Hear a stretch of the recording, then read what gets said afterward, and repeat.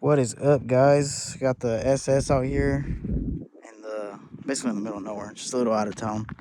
Um, I've been having some issues with the motor. It was kind of jumping, a little hesitation, but I felt that it was the battery because I had taken my puppy to get her shots. And then when I was at PetSmart in the parking lot, I turned on the car, like I put it into the run position, and then it just like the lights just completely shut off. And on these cars, you know when the lights shut off because you'll hear a tick. So I heard that, and then it just completely died.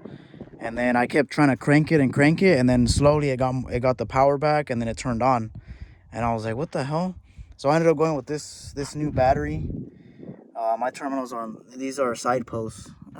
So I got this new battery. I've been running it for a couple minutes, and it's been running perfectly fine. I even threw on my old cold air intake because the elbow. The other one was like aluminum, or it was like a hard elbow. It was like a gray one. You guys will see in my older videos. And then this, mostly this, because I used to have this one on here, but my old mechanic sealed this up. Because one time I dropped it off at his house, and it kept popping off, so I had to stop on the side of the freeway to be able to put it back on and then keep going. That was terrible. So he sealed it up. I got this mass airflow my newer one back on here, the filter out here, just the way that the K&N was set up. um, and I have been lagging on that this system to be put back on, but I finally got it back on. It's been running actually it runs a little bit better because this doesn't run as hot. My last one was a metal one, and honestly I don't even know why I chose that, because it's not good. It just, since the headers are right here, it just heats up the metal, and it doesn't let fresh dense air, not dense but like fresh air, get into there. So it'd be like super hot air, so it wouldn't even be getting quote unquote cold air into the manifold, into the engine. So this one's been running a lot better. I feel it, run a little bit smoother. So the hesitation was nothing major. Luckily, I didn't have to swap out injectors, even though I bought some, thanks to one of the guys on the forums. I'll link his name and under in the description, because I forget everything. But I got them super cheap. AC Delco injectors run for almost $1,000. I was not gonna do that.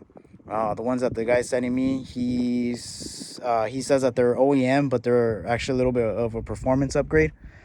So I'm perfectly fine with that. But I won't be swapping them in right away. I'm gonna wait for those. Luckily, it's not any of the spark plugs, because I just did that last year. None of the wires, because I did them at the same time as the spark plugs. The distributor's brand new. There's no moisture in there, no water. The alternator and the starter, I just put those on. So everything should be running smooth, and so far it has. Even my gas gauge that goes all over the place, it runs everywhere, it jumps back and forth. It's actually been on point, so I'm happy. This actually, I think it was just a battery issue, because the battery needle would fall into the middle, more towards the bottom. It would be jumping back and forth.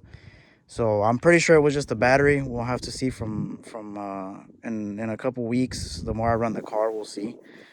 But yeah, I mean, it's been running good. I've been driving it around town. Like I said, I just took it to get my puppy, to get her shots done for her first dose, basically.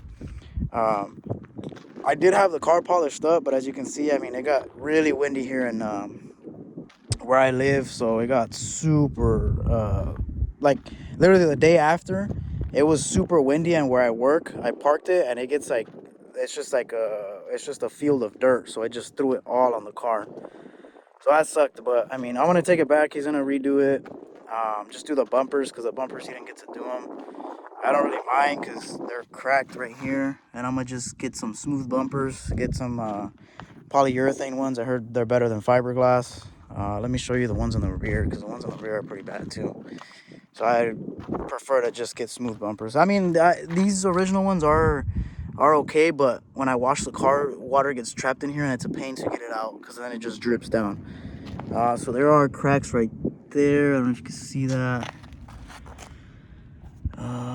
Like right there, and then it's really bad over here. So it's all cracked right there, right here. So when I got the car painted, they didn't do any body work. I'm glad they didn't, because they did a terrible job. Actually, in fact, my gas cap. You can see right here they oversprayed my license plate on the back, and then they had oversprayed my gas cap, which I have no fucking clue how. They had oversprayed my exhaust tips, which I don't care now because I got some new ones.